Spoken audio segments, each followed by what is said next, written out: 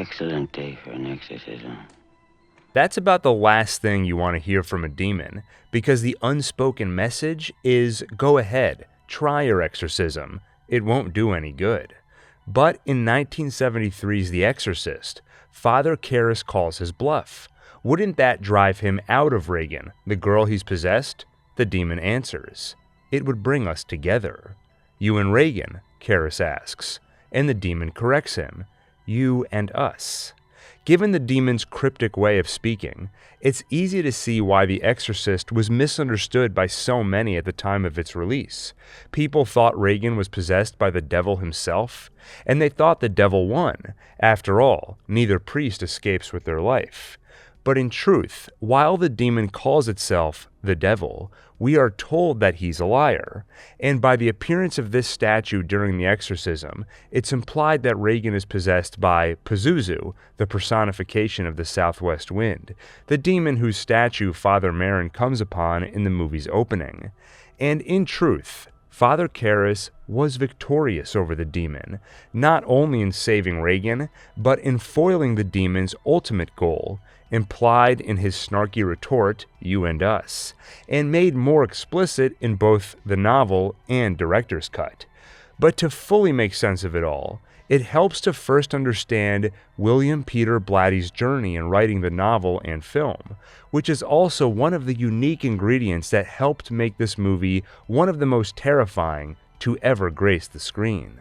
William was a man of faith, but like many, he had doubt thanks to the problem of evil, not moral evil, but in his words, physical evil built into the fabric of the material universe. Earthquakes, cancer, mudslides that swallow children, the dog-eat-dog, the big fish swallowing the little fish. And of course, this list could go on much longer.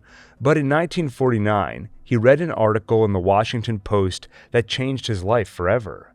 The article began with this chilling introduction. In what is perhaps one of the most remarkable experiences of its kind in recent religious history, a 14-year-old Mount Rainier boy has been freed by a Catholic priest of possession by the devil. The idea captured William's imagination. If the practice of exorcism could be researched and authenticated, quote, what a tremendous piece of corroboration it would be for all we're being taught here at the oldest Catholic university in America. If validated, possession and exorcism would, at minimum, prove the existence of life after death. William pulled every piece of research he could find, but found most of it unremarkable, so he tried a new approach. He sought Father William S. Bodern, the exorcist from the case he read about. In correspondence with him, William became convinced that their exorcism was the real thing. That's the point of view the movie and novel were written from. Compare that to most other works of horror, typically plucked from a writer's imagination. Even when supposedly inspired by true events, they're embellished with the ultimate goal of entertaining or frightening an audience. William, on the other hand, didn't seek to embellish. He wrote The Exorcist with earnestness and genuine belief. As a result, where most horror occupies an exaggerated reality where the strange or supernatural is readily accepted, The Exorcist takes place in the real world, where most approach the supernatural with skepticism. Take any average monster movie or ghost story, how much of it is dedicated to the question of whether or not the phenomenon is real, and how quickly do characters accept it. In The Exorcist, that's the majority of the runtime. Regan's mother, Chris McNeil, is an atheist. The priest who assists her, Father Karras, is a psychiatrist who's lost his faith. Both characters gravitate toward rational explanation before they're willing to consider actual possession. So it takes a lot to get them there. McNeil has to exhaust every medical avenue first. She has to reach a point of desperation to finally approach Father Karras. And then he goes through his own journey, starting from a place of skepticism. And by the time he approaches the church to request permission to perform the exorcism, he still isn't willing to say definitively that it's real. The cardinal asks if he believes the possession is genuine, and Karras replies, I don't know. No. Not really, I suppose, but I've made a prudent judgment that it meets the conditions set down in the ritual. In the real world, most of us would approach this story with the same skepticism. When these characters do the same, it makes them feel like real people. It makes us care about their struggles. Chris, desperately watching modern medicine fail her ailing daughter. Father Karras, battling a crisis of faith while having to play moral and religious leader. And these struggles connect us to them. While they're in the driver's seat, we're right next to them as passengers.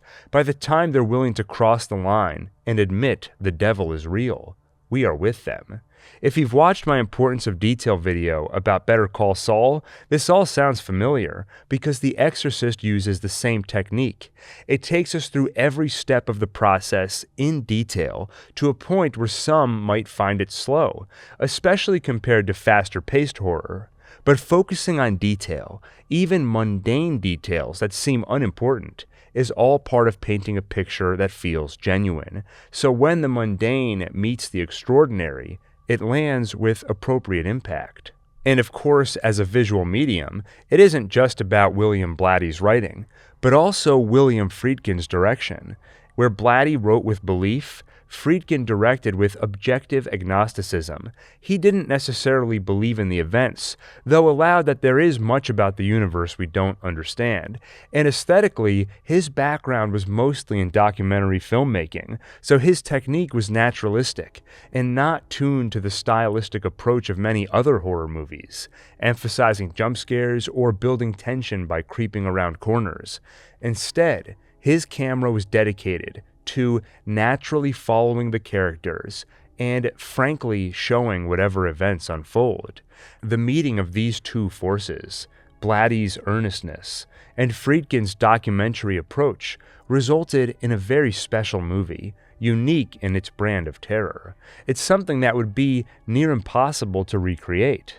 Mileage will vary on Blatty's quest for faith, but one aspect of his journey I think anyone can relate to is the problem of evil.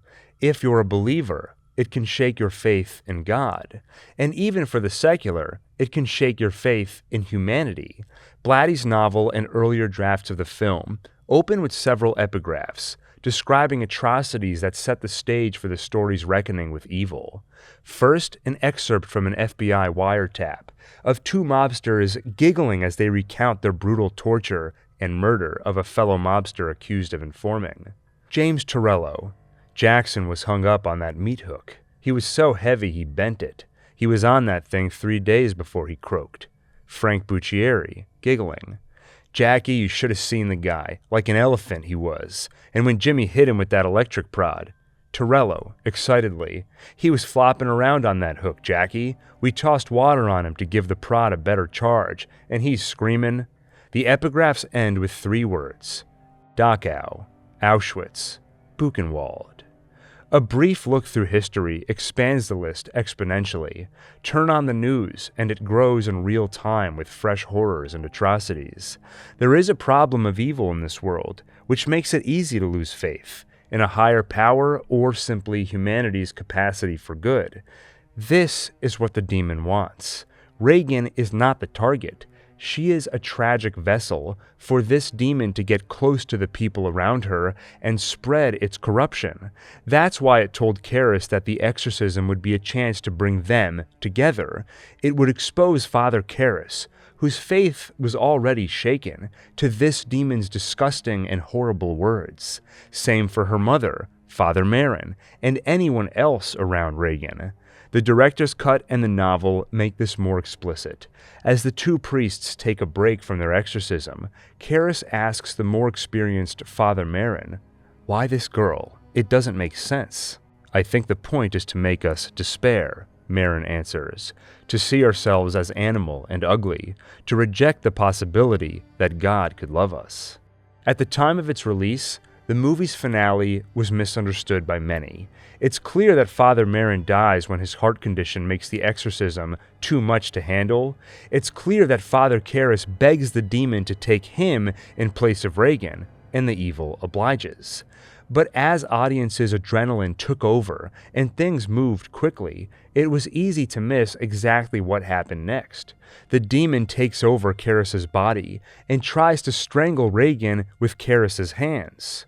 But Father Karras wrestles back control of his body and knows that at any moment he'll lose himself permanently, so with his last moments of free will, he dives out the window, saving Regan's life by sacrificing his own. The misunderstanding was that many people thought the demon took control of Karras and threw him out the window. They missed his heroic act. Blatty even tells a story where he complained to Frank Wells, then president of Warner Brothers. He complained about, quote, those idiots who think that the demon wins, only to learn that Frank was among those quote-unquote idiots. This ending alludes to the flip side of evil, the thing which helped restore Blatty's faith, a mystery he found more confounding than the existence of evil, the mystery of goodness. Things like loyalty, kindness, and self-sacrifice, which are hard to explain by a cynical view of humankind. Father Karras embodies this self-sacrifice, and then, barely alive, communicating only by quietly squeezing his friend's hand, he makes his final confession. He proves the existence of good in the face of evil, and dies with his faith restored. Although this ending is in the theatrical cut, the director's cut restores a longer ending, which helps to ensure audiences, even if only subconsciously, feel the intended optimism. First, Chris hands a medallion to Karras' friend, Father Dyer. It belonged to Karras and was found in Regan's room after his death. In the director's cut, however, Dyer then hands the medallion back, offering that she should keep it, implying a budding faith in her too. And then there's another scene, where Dyer runs into the movie's detective, Lieutenant Kinderman. He's a likable character who is inquiring but kind. Even when questioning Chris about a character who dies in her daughter's room, he manages to do so with the utmost respect. He also has a look and demeanor that would make him easy to underestimate, but you can tell he's very intelligent. Blatty was such a fan of the character that he actually worked into his contract that he would retain the rights to do a Kinderman TV series. And he always suspected that the Columbo show was actually inspired by this idea, though he might use the word stolen. Well, in the director's cut, the final scene, rather than a melancholy and lonely Dyer, is a playful one, implying a budding friendship between Dyer and Kinderman. They grab lunch together and make plans to see a movie. Even if you don't miss Karras' heroism and victory, the theatrical ending's tone is still unmistakably melancholy, so although this restored ending adds little in the way of plot, I think it better aligns the tone with the movie's intended meaning, so I prefer it this way. Ultimately, I think The Exorcist's meaning is fairly simple and straightforward, but it took skillful and patient filmmaking to approach it in a way that would make it truly impactful. Horror has always been a strange genre, whose purpose is often debated. Why are we attracted to the darkness? Thrill-seeking? Morbid curiosity? Sometimes it's posited that horror lets a story craft the most heinous and disturbing villains, which makes victory all the sweeter. But horror often embraces the darkness and doesn't let go. Think of the typical slasher, where you think the bad guy's defeated, only for them to reappear at the end. I think that's totally fine. It works well for horror thrillers to end with adrenaline, and similar endings work for more serious pictures that are dealing with darker, more complex subject matter. But I also think there's room for movies like The Exorcist, which do use horror to build up the worst evils, so in the end, they can be defeated.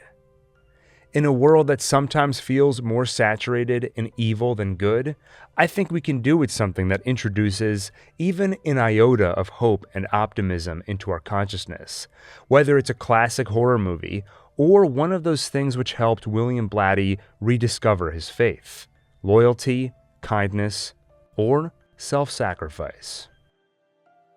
I think we can wrap it up there. Let me know your thoughts on The Exorcist in the comments. Like, subscribe, and hit the bell icon for more. And with that, I hope you have a happy Halloween, and see you on the next One Take.